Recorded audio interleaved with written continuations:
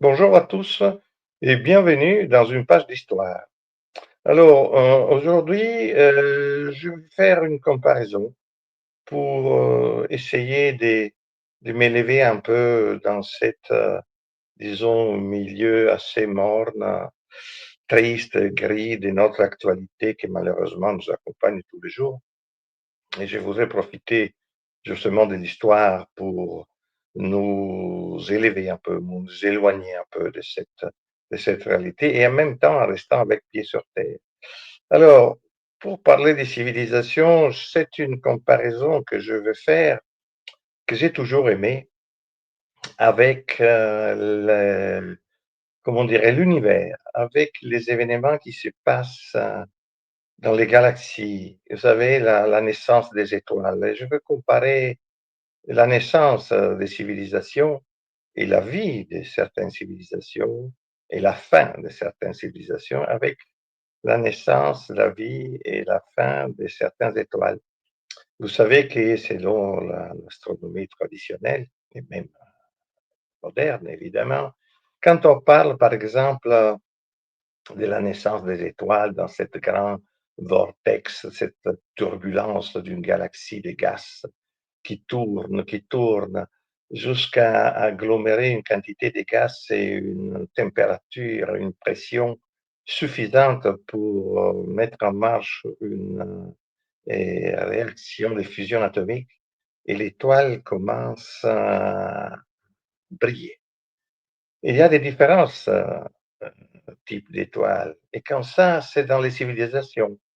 Avant la naissance de certaines civilisations, de toutes les civilisations, si vous voulez, si on fait la comparaison appropriée, il y a une période dans laquelle, avant, il y a, disons, une turbulence d'éléments qui comment dirais-je, prépare l'émission. Regardons c'est la préparation d'Alexandre, Alexandre le Grand, qui prépare la bataille des Gaugamela, 331 avant Jésus-Christ, en Perse, contre Darius III. Écoutez bien les mots que le roi Alexandre dit à ses troupes. Écoutez-les bien. C'est très voilà, alors c'est très bien. Eric, attends que je te le dise, s'il te plaît, avant d'envoyer la deuxième vidéo. Parce que je voulais décrire quand même et célébrer, si vous voulez, le fait que ce jour-là, que c'est une date importante, c'est le 30 septembre 331 avant Jésus-Christ, à Gaugamel, commence la plus célèbre des diasporas, de la plus célèbre et la plus importante civilisation que le monde ait connue et qui a façonné les époques successives, que ce soit l'Empire romain, que ce soit le Moyen Âge, la Renaissance et l'époque moderne. Et nous allons parler pourquoi de ça avant de voir la deuxième vidéo. Donc, Eric, tu attendras que je te le dise, s'il te plaît. Merci. Alors, comme j'avais commencé tout à l'heure, j'ai comparé les civilisations aux étoiles. Donc, je disais, la naissance d'une étoile, il y a trois types d'étoiles principales. Il y a les supernovae, par exemple, celles qui résument en elles une quantité, qui accumulent en elles une quantité d'énergie telle qu'elles commencent à briller. Et après, en ayant trop de matériel et trop d'énergie, et en étant, comment dire, déséquilibré, la force centripète et centrifuge, à un certain moment, elle explose. Et dans cette explosion, ça s'appelle la supernova, des étoiles qui sont observées, qui explosent, et dans l'univers flash, ils illuminent merveilleusement et diffusent leurs énergies et leur matériel dans l'univers entier. Après, il y a des étoiles comme le Soleil, notre Soleil, qui naissant dans une vortex des matières juste équilibrées, si vous voulez, c'est le bon Dieu qui a choisi cette proportion. Et donc, quand elle commence à avoir la température pour fusionner dans le processus nucléaire, elle commence à briller. Et elle brille par des temps illimités pratiquement, comme notre soleil, qui dégage cette lumière et donc qui illumine, qui éclaire. Vous voyez, je suis la lumière du monde, disait quelqu'un de très connu, n'est-ce pas? Et après, il y a une autre type d'étoile, c'est que les astronomes même définissent comme des monstres célestes, celles qui sont surnommées les trous noirs, c'est-à-dire c'est des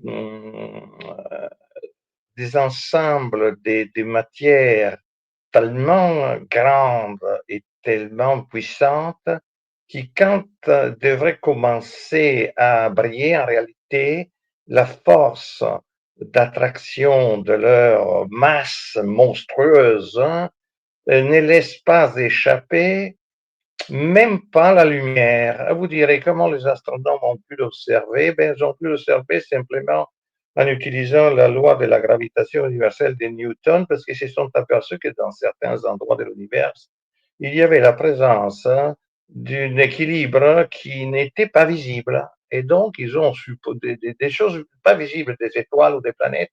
Et donc, ils ont supposé, à juste titre, qu'il devait y avoir la présence de ce qu'on appelait les trous noirs, c'est-à-dire cette étoile monstrueuse, diabolique, si vous voulez, qui ne laisse pas échapper ni la chaleur, ni la lumière, et qui concentre en elle et qui attrait tout comme dans un trou infernal.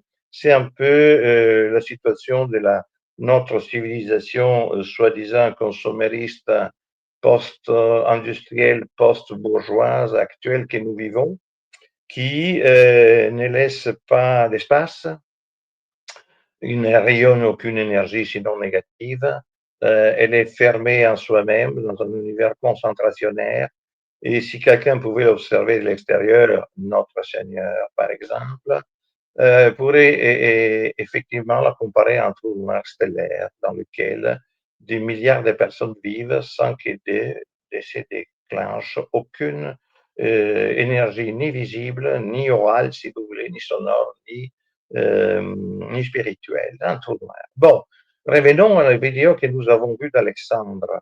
Alexandre 331 après Jésus-Christ, pardon, avant Jésus-Christ. C'est la conquête de l'Empire perse, c'est le rayonnement de la diaspora de cette civilisation grecque que nous pouvons comparer à un supernova.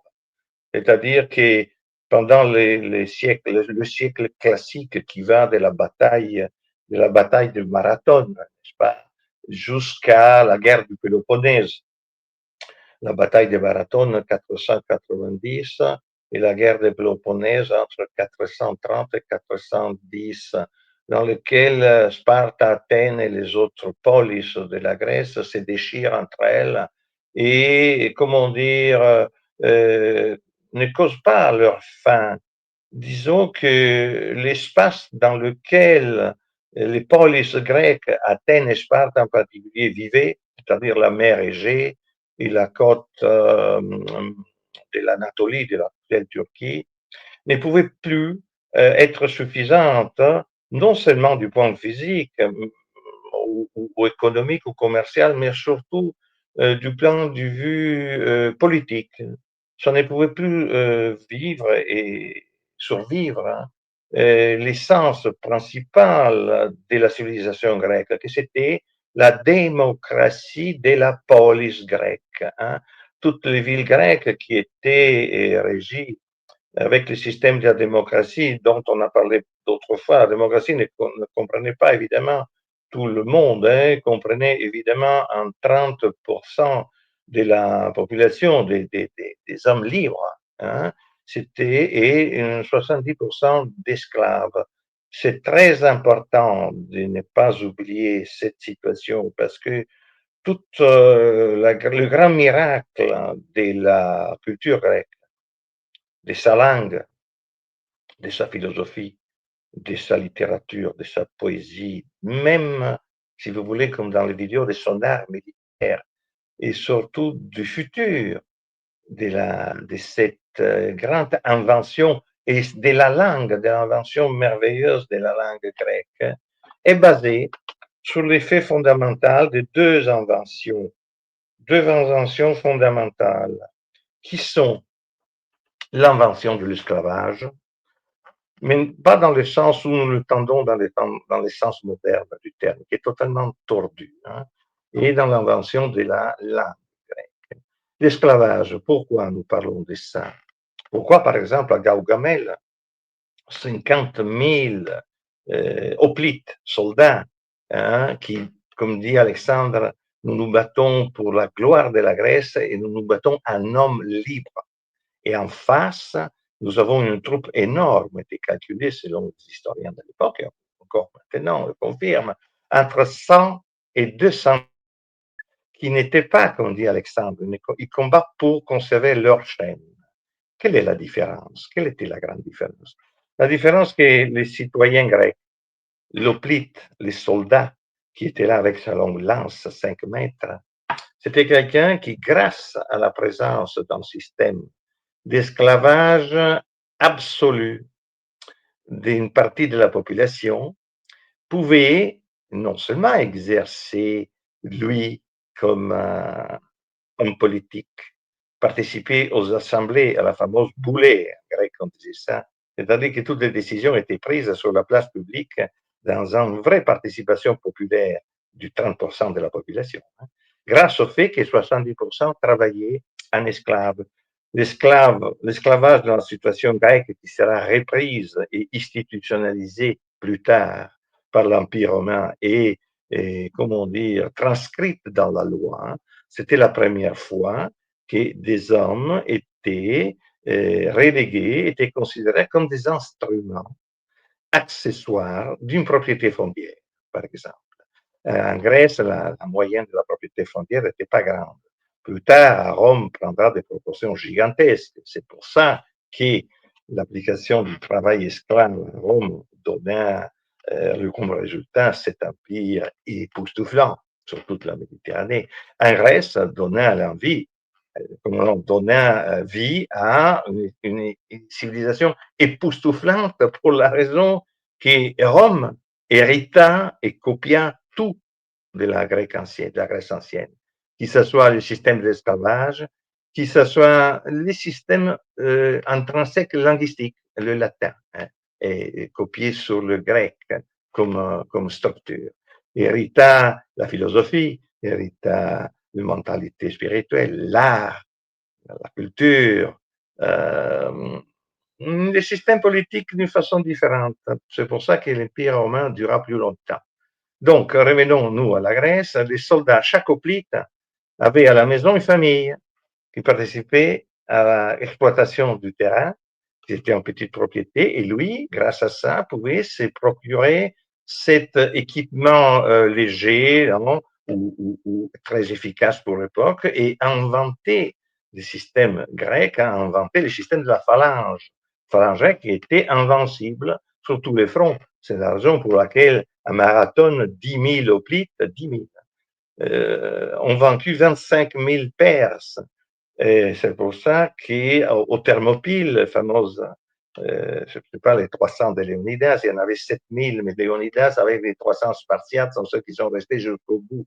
Mais 7000 ont réussi à arrêter pendant plus d'une semaine une armée de 70 000 Persans. Hein? C'est pour ça qu'il y a Gaugamel, qui c'est la naissance de l'exportation, de l'explosion de la culture hellénique qui deviendra la culture helléniste, n'est-ce pas? Parce qu'Alexandre, à Gaugamel, 331 après Jésus-Christ, il continua son expansion jusqu'à en Inde. Hein? Donc, il conquérira tout l'Empire perse, de l'Égypte au Empire perse. Imaginez, il exporta sur place toute la culture, l'essence, l'organisation. Naturellement, il y aura après des, comment dire, du métissage inévitable.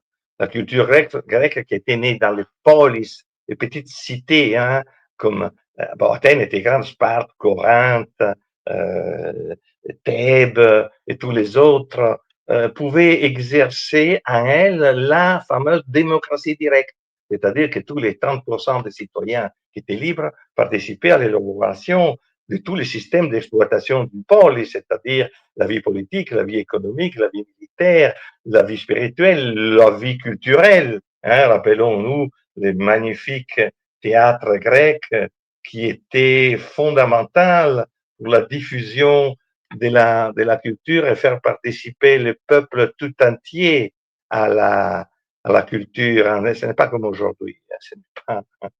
Ce n'était pas, comment dire, c'est pas Hollywood. Hein. Disons que l'idée de Hollywood, c'était un peu la même chose, c'est-à-dire de pouvoir, à travers le cinéma, s'il était utilisé d'une façon intelligente et bonne, et pas utilisé par la synagogue des Satan pour faire du mal à l'esprit au peuple et pour détruire, comme je ne m'arrêterai pas de répéter la religion chrétienne et catholique. Non, en Grèce, si vous allez dans chaque ville et plus tard à Rome, vous verrez qu'il y a la présence des fameux théâtres, hein, les théâtres grecs.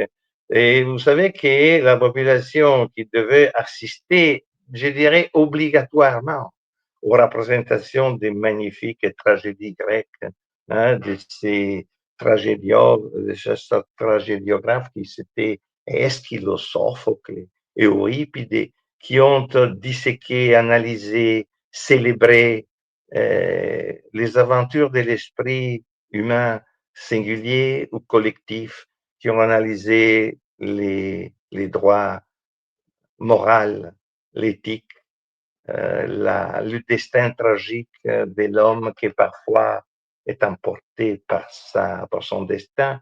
Eh bien, vous savez que les citoyens grecs la journée était payée pour assister à la représentation de la philosophie et de la spiritualité grecque dans les théâtres. Et la réalisation de ces magnifiques œuvres d'art, donc nous pourrons voir ou dans l'Italie du Sud, en Sicile, à Agrigento, ou si vous voulez en Grèce, il y en a moins que ça, à la, comment dire, il y a plus de monuments grecs dans l'ancienne Grèce italienne qu'en Grèce elle-même. Mais dans ce siècle magnifique, qui est compris entre la bataille de Marathon, 490, et la guerre du Péloponnèse, 432, etc., jusqu'au 402, avant Jésus-Christ, il y a la création, il y a, si vous voulez, je n'ose pas utiliser ce terme d'incarnation, parce que l'incarnation, c'est une incarnation, celle du notre Seigneur Jésus-Christ, mais les logos, c'est cette, comment dire, cet esprit universel qui gère la matière et l'esprit bien avant l'incarnation, parce qu'il a fait Jésus quand il s'est incarné pour prouver en sa personne qu'est-ce que c'était les logos de l'homme, du Dieu vivant. Mais dans la Grèce ancienne, déjà, les grands philosophes étaient arrivés à, comment dirais-je, je ne peux pas sélectionner, mais si vous voulez, à distiller dans, par exemple, dans l'organisation politique, dans l'art, hein, les grands sculpteurs comme Mirone, qui a fait le lanceur du disque, ou Hermès du Praxitèle, ou Phidia, hein, qui a décoré tout le fronton du temple d'Athènes, du Parthénon. Ils avaient découvert quelles étaient les lois fondamentales de la proportion de la nature, qui est l'homme est le meilleur représentant. La construction des fameux temples dans le style ionique, vous savez que si vous les observez bien, les temples construits selon la proportion de l'être humain.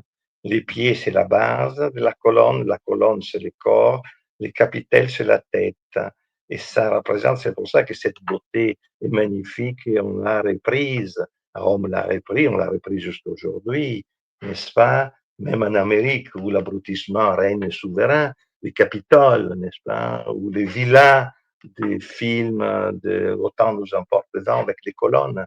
Les colonnes sont fabriquées selon les proportions qui avaient été inventées par la Grèce classique de cette époque, et c'est universel.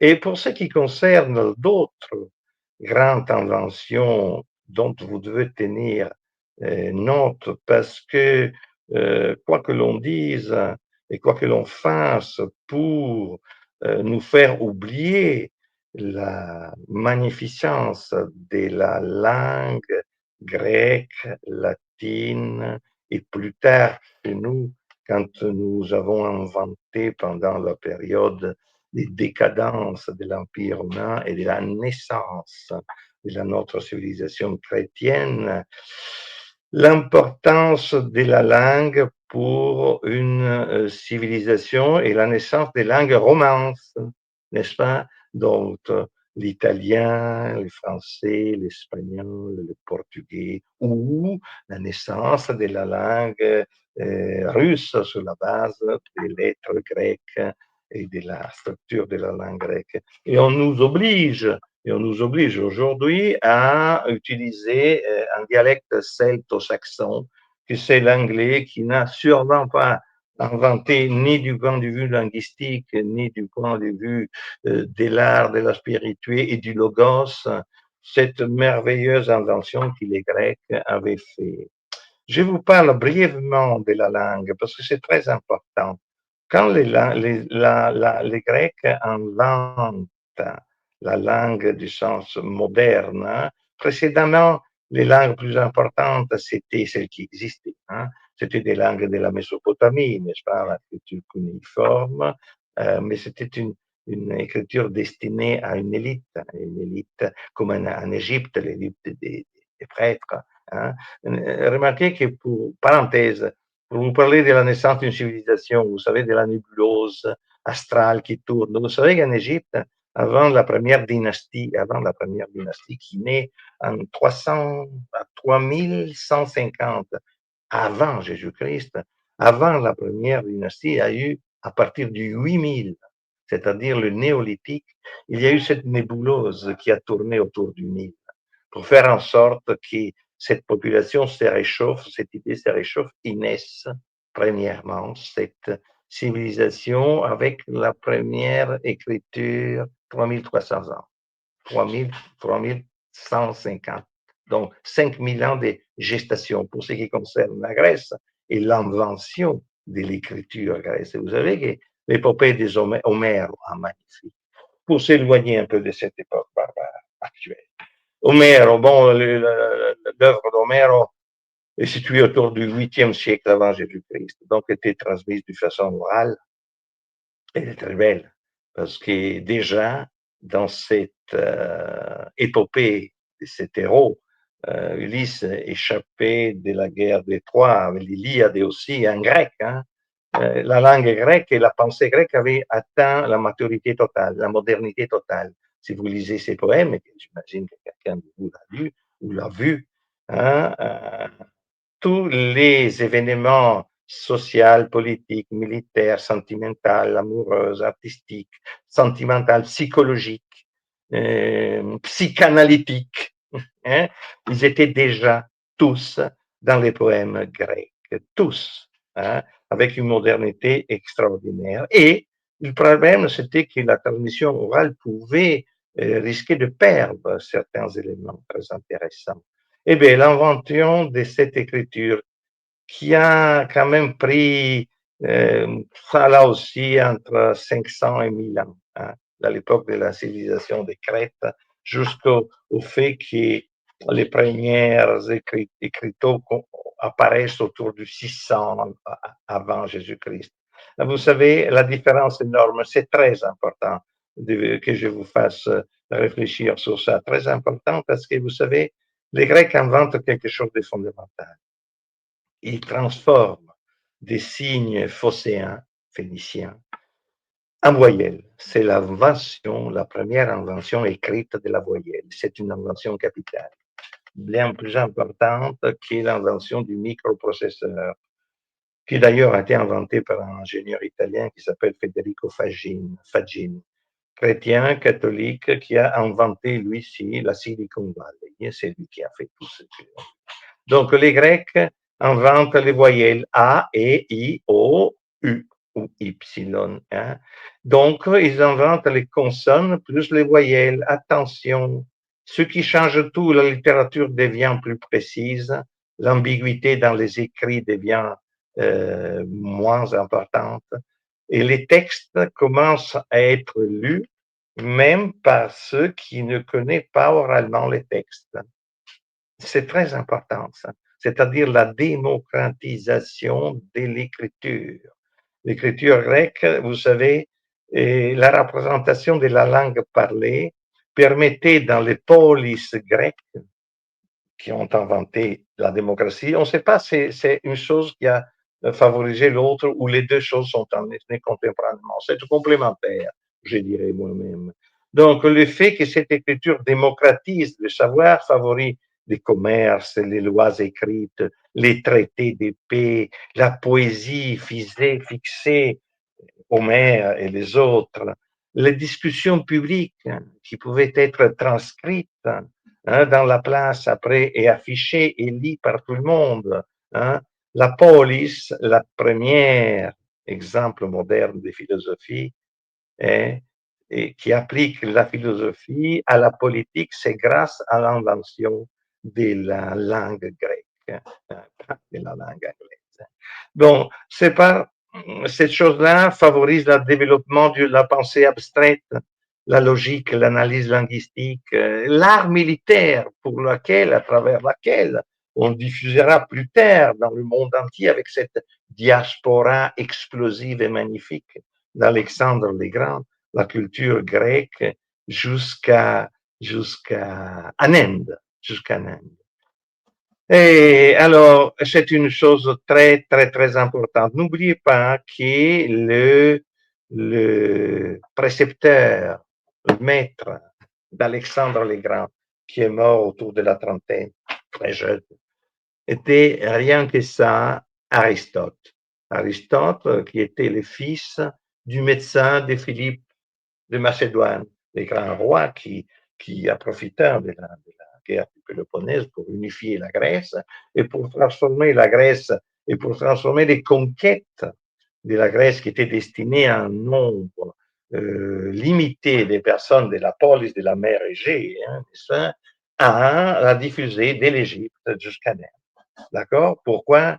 Pour la simple raison qu'Alexandre le Grand, quand il étudiait ses tactiques militaires dans les batailles des Hyksos, dans les batailles de Gaugamel, qui lui permettaient de gagner contre une foule d'abrutis en France, c'était parce qu'il appliquait la logique et le savoir et la philosophie que son maître, le grand Aristote, lui avait transmis.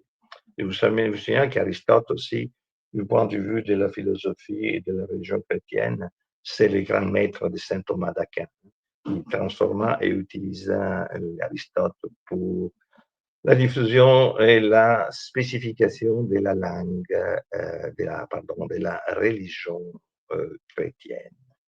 Donc, très important. Là, nous avons Gaugamel, une victoire éclatante, magnifique.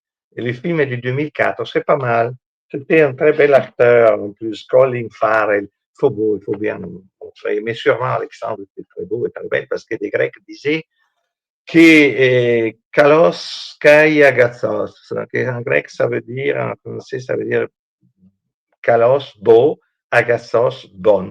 Donc, on identifiait la beauté, par exemple, les grandes statues sur lesquelles toute la beauté successive s'était modélée, donc beau et bon. Et Alexandre le Grand était beau et bon. Aujourd'hui, on pourrait nous tromper, on pourrait se tromper sur le fait que la beauté est l'équivalent de la bonté, parce que le diable aussi est capable d'être beau et de se présenter comme beauté, d'être méchant. Regardez les femmes aujourd'hui. À propos des femmes, regardons 2000 ans après avec cette magnifique manifestation de la phalange qui rend hommage à son roi avec sa structure géométrique, ses lances qui sont invincibles à 5 mètres, les boucliers qui les défendront et qui deviendront invincibles jusqu'à l'arrivée justement de Rome qui inventa, sur la base évidemment de l'art militaire grec, un système encore plus perfectionné que c'était la Légion, etc. Regardons qu'est-ce que ça donne 2000 ans après. 2000 ans de culture grecque. Regardons la parade de Pékin de l'armée féminine, place Tiananmen 2025. Après, je ferai mon commentaire. Merci Eric d'avoir envoyé.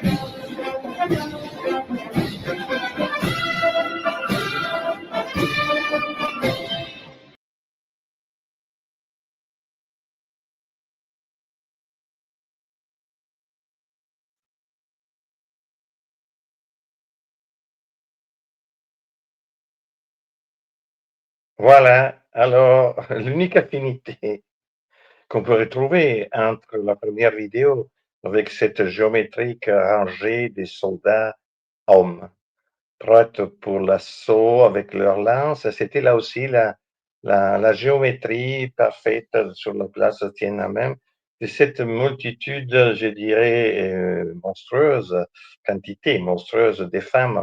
Ça, c'est les résultats. Bon, moi, je inviterai toutes les féministes occidentales à réfléchir sur le fait que, voilà, les résultats du peut-être un féminisme exaspéré, ou peut-être un féminisme qui n'a pas atteint sa maturité. De toute façon, c'est assez impressionnant de voir que des armées composées par des femmes comme ça, sûrement leur instinct maternel ou leur capacité éducative qui s'était sélectionnée pendant des siècles bien avant le christianisme et le christianisme aussi pour transmettre toutes les magnifiques données que la civilisation avait façonnées pendant des siècles. La femme était l'instrument inévitable, l'instrument nécessaire, l'instrument le plus important, excusez-moi le mot instrument, moyen, hein, je demande pardon, mais c'était celle qui, dès la naissance, à travers ses mots, son affection, son amour, sa chaleur, transmettait dans n'importe quelle civilisation, n'est-ce pas, toutes les conquêtes de cette civilisation et des précédentes aussi, n'est-ce pas? D'ailleurs, le résultat principal du marxisme qui s'est introduit dans certains Karl Marx, juif très connu, et dans laquelle la civilisation juive, encore aujourd'hui, on essaye le plus possible de maintenir l'antenne et de l'école même, excusez-moi, hein, de l'instruction et des imiter les hommes. Hein. Dans la civilisation juive, encore ceux qui restent, les restes, essayent de maintenir les femmes d'une façon traditionnelle à la maison pour essayer d'éduquer les enfants et transmettre les valeurs de l'éducation juive, même s'ils ne sont pas des valeurs justes, n'est-ce pas? Mais ce qui compte, comme disait toujours saint Thomas, c'est la bonne foi et la bonne volonté. Donc, les femmes juives qui restent à la maison pour transmettre la religion juive essayent de faire le mieux qu'ils font. Naturellement, moi je dirais, j'oserais faire cette comparaison au fait que la Chine, c'est dans le corps astral un trou noir.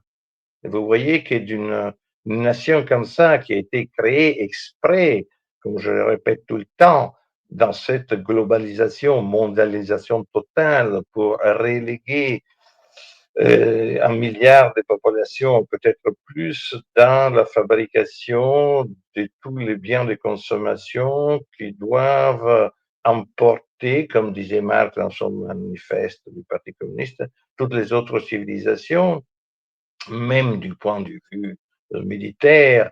Je dirais la chose est inquiétante, non pas parce que la Chine soit belliqueuse en elle-même, rappelez-vous que le défilé était à la présence du fameux chef d'État Xi Jinping, qui, comme tous les chefs des États actuels qui s'y respectent, n'a évidemment pas fait son service militaire. Donc, sa bellicosité est bien inférieure. Par contre, à ceux qui montrent tous ces escadrons, oserais dire fanatiques, pas peut-être enthousiastes, parce que pour la première fois, imaginez en Chine, la Chine qui est l'héritier direct, si vous avez vu sur le fond du palais impérial, trône encore la figure de Mao. Mao qui est 1957-1961, grand bond en avant, plus de 50 millions de morts de faim, ou le même Mao qui, 1968, révolution culturelle, entre camps de concentration, torture, morts de faim, encore une dizaine de millions de morts. Mais sur la place de Tiananmen, 2025, face à ces escadrons bien farouches, bien des êtres que j'hésiterais à définir des femmes, plutôt des entités du sexe féminin, c'est ça, peut-être qu'on voudrait transformer l'Occident. C'est peut-être possible parce qu'une fois que toute la production chinoise débarque dans l'Occident, il n'y a plus une usine qui restera ouverte, il n'y a plus pas d'usine, il n'y a pas une place de travail pour résister à cette invasion. Donc, je vous donne, comme toujours, un sujet de réflexion sur ça. Chose très importante que je veux introduire et développer encore. Bon, Eric, si tu peux envoyer la troisième vidéo. Allez, la troisième vidéo, après, comme ça, je continuerai à parler. La troisième vidéo concernant le trailer italien de l'œuvre de Franco Rossi sur l'Odyssée. C'était très beau, l'Odyssée, cette civilisation grecque, l'Odyssée d'Homère. On va voir ce trailer en italien. Excusez-moi la langue italienne qui n'est pas de toute façon, même si vous ne la comprenez pas, elle est, j'imagine, je suppose, agréable à entendre. Hein? Merci.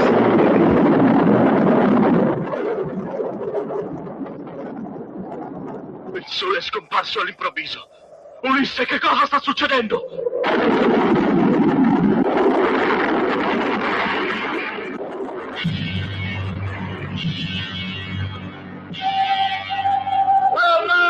Terra! Ulisse! Siamo salvi.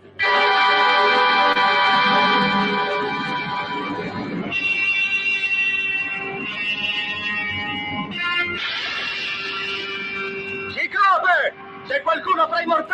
domandasse quale nemico ti abbia accecato, rispondigli che l'astuzia di Ulisse ha vinto la tua forza. Ulisse, figlio di Arte e padrone di Itaca!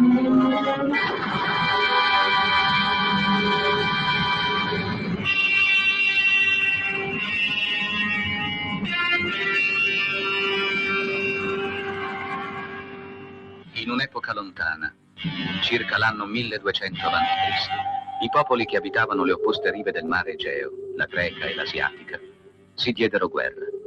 Durante 10 anni le città dell'Asia furono ad una accerchiate e distrutte, e cadde infine la splendida capitale di quel popolo, Troia. I vincitori achei, caricato il bottino, avevano ripreso il mare. Tra questi era Ulisse, il più astuto dei greci, che molto aveva sofferto già in guerra, ma più avrebbe sofferto sul mare, sospirando a lungo la sposa lontana.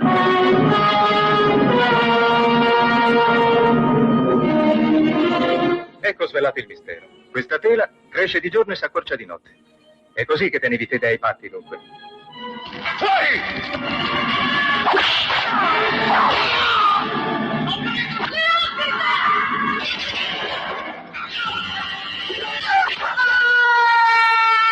È più bella di questa la tua terra, è vero? No, è un'isola tutta sassi. Non ti dimenticare di me quando sarai tornato a Itaca. Anch'io ti ho salvato la vita. No, io non voglio che tu te ne vada. Tu non sai da quanto ti attendevo. Devo andarmene di qui. Non puoi più trattenermi, Circe.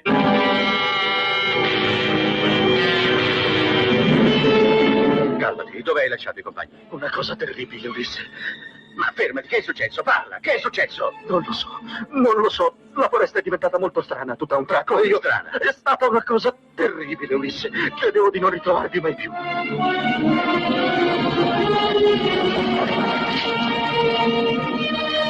Anche se mio padre fosse veramente morto, io sono suo figlio. Zitta. Non mi tradire. Tuo padre si prostrava davanti a Ulisse, in questa sala, e piangendo supplicava protezione. Ulisse gli ha salvato la vita. E adesso tu complotti contro suo figlio, di nascosto, alle sue spalle.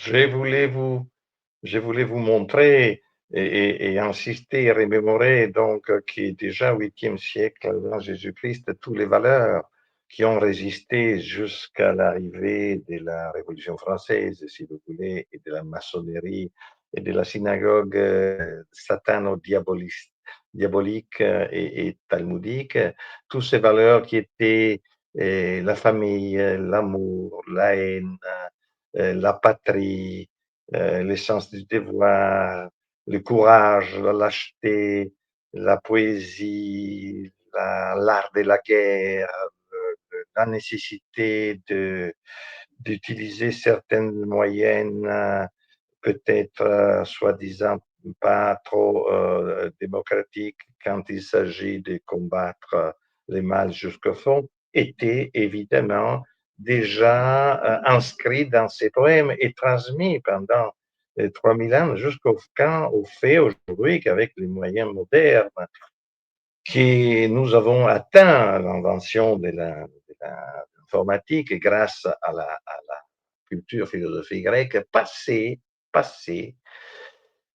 à travers le filtre du christianisme. Parce que l'Empire romain, qui a copié et s'est façonné sous le style de la police grecque, c'est-à-dire du fait des 30% des citoyens romains qui étaient libres et qui pouvaient se dédier d'une façon détachée à tous les arts nobles, que c'était ou la politique, ou la guerre, ou la littérature, ou la jurisprudence, ou à l'art, ou à la philosophie, pouvaient le faire. Ils l'ont fait pendant des siècles grâce au fait que 70% de la population était esclave. Esclave dans le sens moderne du terme, pas moderne, dans le sens exclusif du terme. L'esclave était associé à la vente d'un bien immobilier, terrain par exemple. On vendait la terre, on vendait la maison, on vendait les chats, qui c'était des instruments muets, et on vendait les animaux et les esclaves qui étaient cités dans les contrats comme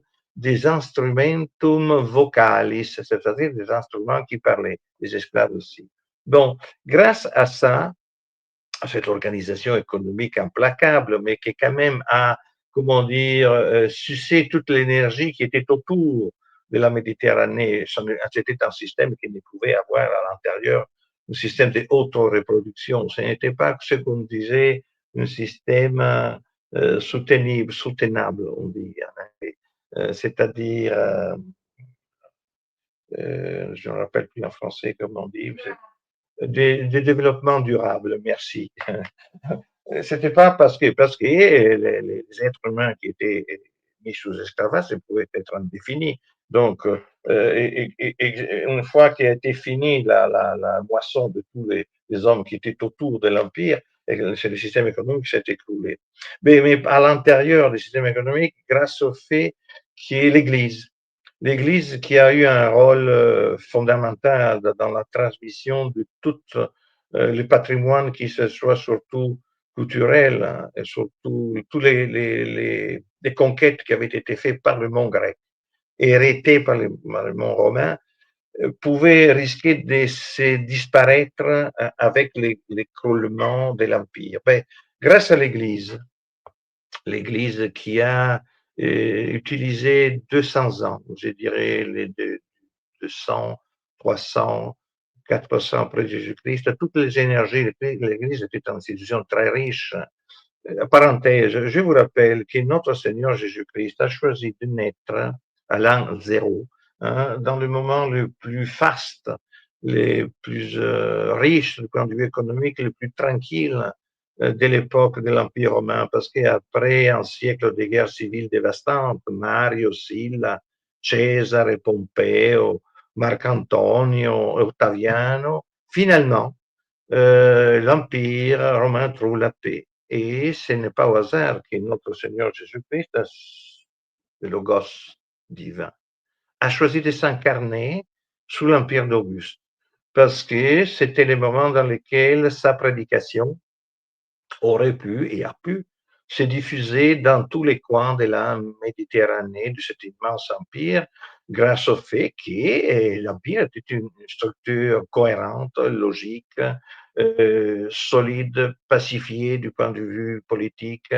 avec une structure de la jurisprudence et la loi qui avait fixé les principes fondamentaux du logos de la jurisprudence, celle qui nous régit encore aujourd'hui, qui devrait nous régir, c'est-à-dire le respect des traités, le respect des contrats, le respect des traités internationaux aussi. Mais évidemment, nos amis les talmudistes, ils ne se privent pas d'aller arrêter les flottilles sous-moudes dans les eaux internationales, à Rodi par exemple, en violation de toutes les règles que la jurisprudence romaine avait établies depuis 2000 ans. Et d'ailleurs, moi, je m'interroge effectivement si ça ne serait plus utile disons, s'opposer à cette attitude totalement anachroniste, illégale de nos amis les Israéliens, en utilisant leurs exacts moyens, c'est-à-dire le non-respect des traités internationaux, le non-respect du droit humain. Parce que, évidemment, si quelqu'un se permet de faire des tueries en masse comme à Gaza, 5 personnes dans le monde entier s'élèvent en disant mais là c'est en violation du respect du droit inventé déjà des Romains, mais probablement à l'époque déjà se vérifiait évidemment le non-respect des traités, mais normalement il y avait par exemple dans le monde chrétien l'institution des ordres chevaleresques comme, je ne sais pas, les chevaliers d'Alcantara, Calatrava, qui se sont occupés de débarrasser, comment dire, des chassés de la presqu'île, de la péninsule ibérique, les ennemis traditionnels, qui c'était les musulmans à l'époque. Hein. C'était les musulmans qui s'étaient considérés les valets d'Israël. Mais ils avaient monté des ordres monastiques, chevaleresques, militaires, que malheureusement, comme disait Saint Benoît de Clairvaux, si l'infidèle ne se laisse pas convaincre par les mots et par la prédication, malheureusement, il faut utiliser les mêmes moyens qu'ils utilisent pour opprimer ou pour supprimer ceux qui portent le message du Christ. Parenthèse, je reviens en arrière très rapidement.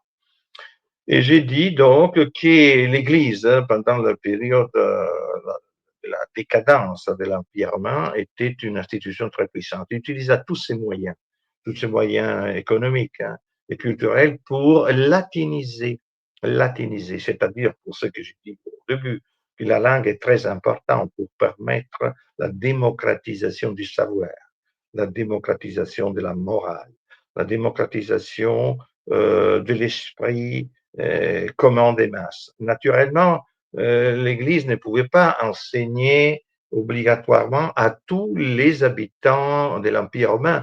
Ils étaient à l'époque aux 80 millions environ. Mais je vous rappelle que jusqu'à l'intervention de l'Église, en Espagne, en Angleterre, en la Gaule, en Italie aussi, dans les villages, etc., on utilisait les dialectes locaux. C'était très peu de personnes qui parlaient le latin. Mais l'Église, pour obliger à la christianisation et pouvoir comprendre les sermons et les rites de la messe qui étaient faits en latin, hein, latin, cette langue divine, comme les Grecs, j'avais expliqué au début, ils ont obligé, ils ont christianisé, à dire, ah là là, les méchants églises qu'ils ont obligé les gens à sortir de leur culte païen, etc.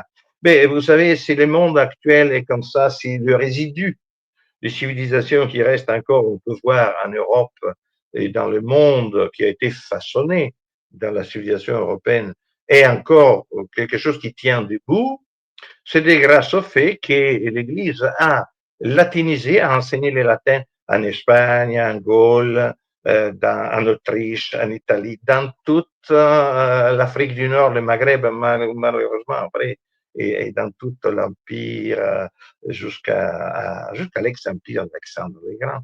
Après, les événements historiques ont fait en sorte qu'ils sont arrivés les musulmans tout à fait au hasard. Les palais d'Israël, n'est-ce pas? Et après, donc, dans l'Afrique du Nord, ça a disparu. Mais les langues modernes, les langues qui sont l'héritage direct de la culture grecque, de la culture latine, ont été transmises par l'Église. Ça, c'est pas moi que je dis. Hein.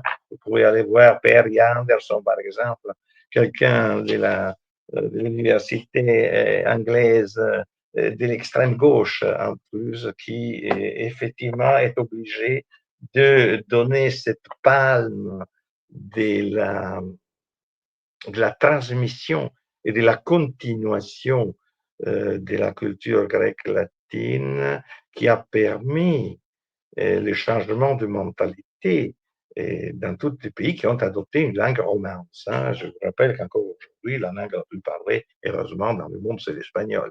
Ce n'est pas l'anglais. Bon, mais parenthèse.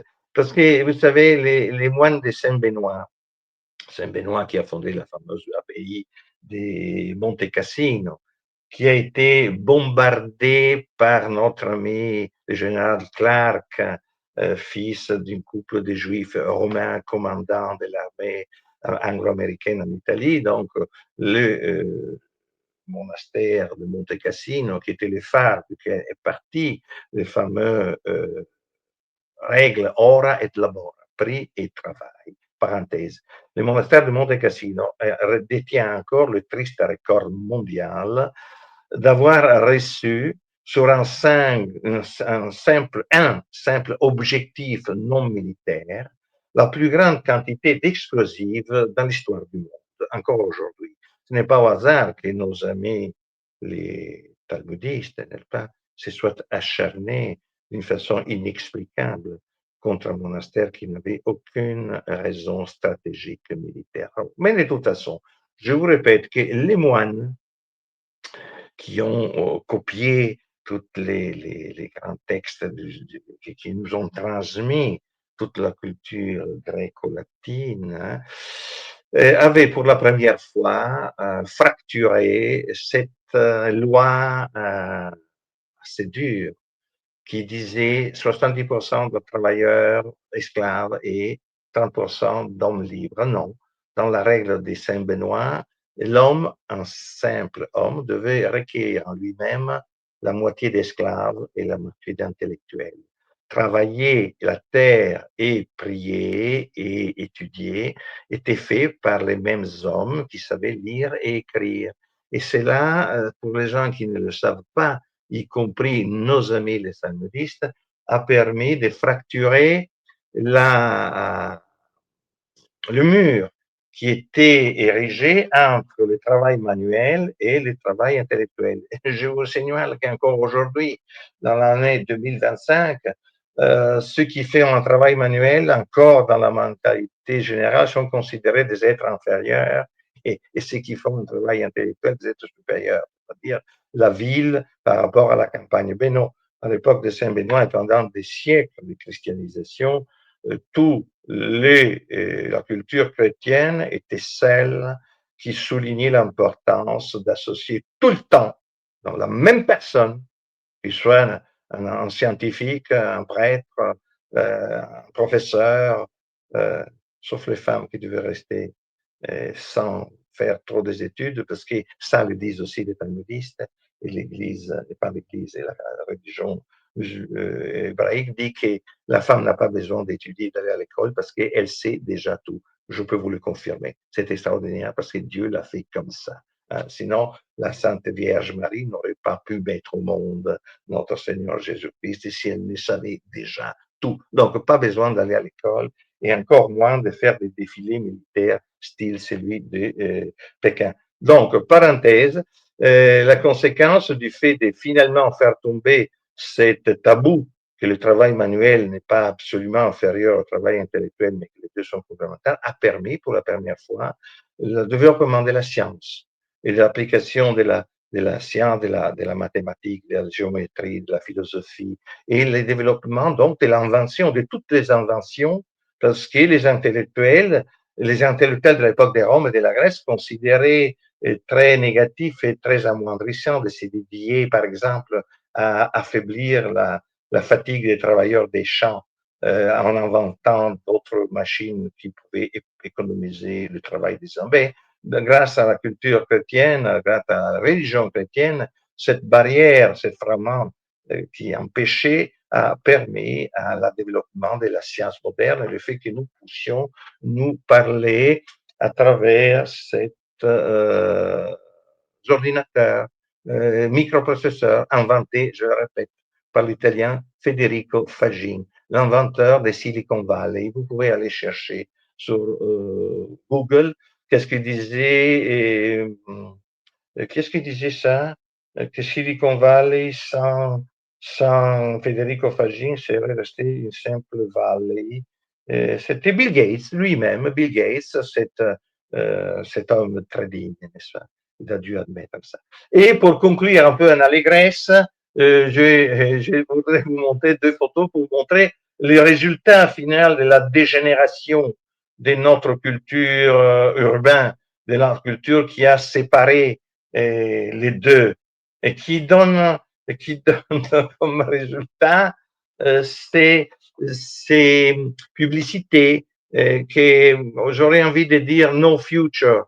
Quand là, c'est pas loin de chez moi, à Nice, c'était dans un laboratoire d'analyse biomédicale qui dit, vous voyez, sans rendez-vous, prise en charge, infection sexuellement transmissible, il n'a jamais aussi simple de se dépister dans la joie, comme vous voyez, tous ces beaux jeunes, que ça contredit un peu l'histoire de la Grèce, Kalos, Kaia, Gassos, c'est-à-dire beau et bon, parce que ces pauvres-là, mais sont des innocents, et totalement, comment dire, irresponsables, qui font du sourire, vous voyez, il y a des blacks, il y a des jaunes, il y a des métis, il y a des blancs, tous de toute façon également et démocratiquement sexuellement infectés, qui par contre, ils vont dans la joie, dans le laboratoire, à se faire analyser avec la même joie avec laquelle ils sont allés précédemment se faire vacciner contre le Covid.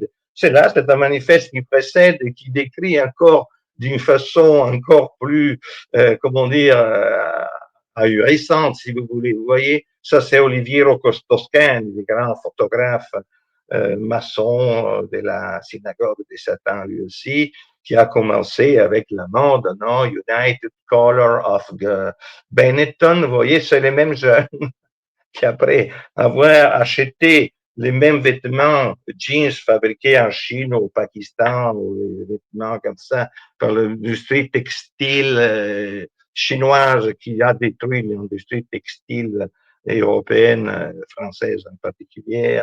Les Italiens que vous voyez sont toujours à l'affût parce qu'ils savent, ils sont encore malins ou plus malins que les talmudistes.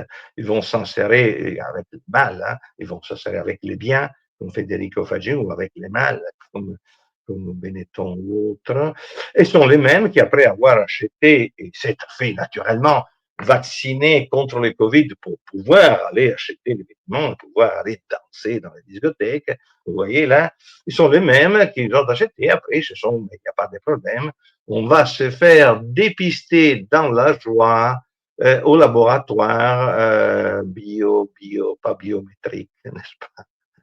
Biologie. Alors, ça, c'est les résultats des 2000 ans de civilisation, 2000, 3000 ans de civilisation, 3000, 5000 ans de civilisation après les Égyptiens. Voilà. Donc, moi, je vous donne comme sujet de réflexion avant ma prochaine émission dans 2 semaines, jeudi comme d'habitude, sur le fait que faut-il faire? Faut-il s'organiser comme les anciens ordres monastiques chevaleresques pour combattre le mal, ou faut-il continuer à diffuser la vérité à travers nos moyens? Les deux choses peuvent être peut-être complémentaires et utiles. C'est un point d'interrogation que je pose. Je vous remercie pour votre attention.